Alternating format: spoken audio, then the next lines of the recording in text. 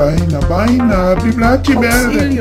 Auxilio, habri campo, habri blachi verde pura.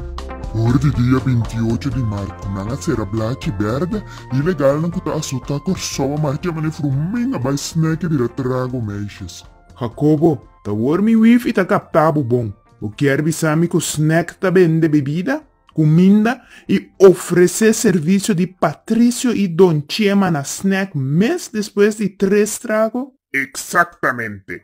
Assim na mês tipo. Our snacks uma minuta oferecer bam topa, bam tira palo para 125 florim, ou tira palo aqui mês para 175 florim. Fora! Quer mene trago meixa na snack ta serviu 3 tragos e vira bet meixa de fregado de wowo, ala estilo de all-in-one. Assim na mês, Patrício e Don Chema tá jugando na patarata grandeza sem pagar balasting, sem proteção de segurança ou controle de salubridade público. Maneira tabata lei de Campo Alegre. Isso sei, essa que cita outro cataclismo meio de nossa pandemia. Agora, tanto Don Chema e Patrício tá infectando ter corso com toda sorte de enfermidade venérico, já que não tem nenhum classe de controle maneira lei estava exigida em Blachi Verde. Mas ainda, é mulher não violar sem misericórdia, já que não tem controle nem vigilância maneira estava caso na Campo Alegre. Well, agora HIV, gonorreia, climídia e toda outra maleza não venérico vai escalar e governar a isla aqui. Maneira Dr. Hope avisa em sua entrevista última. Agora, uniforme marciano mesmo nós temos visto, já que se COVID não infecta-nos, maleza de Patrício e Don Chema lo cuenos. Mester Renato procura de expandir su préstamo financeiro cerca Mama Holanda ad hoc. Corsolo tem que bolbe bati porta de Holanda para mais fundo para combater a epidemia de maleza venérico que está seguindo distras de pandemia de COVID-19. Deus lo sabe que condição Holanda lo pone para reduzir a atividade de trago meixa e bet meixa, que está causa a escalação de maleza venérico ribe país aqui.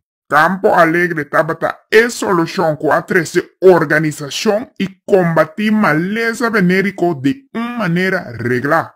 Atividade de Don Chema e Patrício Parotin Mester tem segurança e controle médico continuamente. Abel, Minese Grigori está añadiendo mais sota de herida e está baixando mais vinagre de entere assunto de existência de Campo Alegre. Minese Grigori, cerco a designar-se mesmo como santo a decidir que vai buscar experto do exterior para decidir se Campo Alegre Mester Habria trobe, sim ou não, depois de 71 anos de existência. Minese Grigori tem problema moral com a existência de Campo Alegre.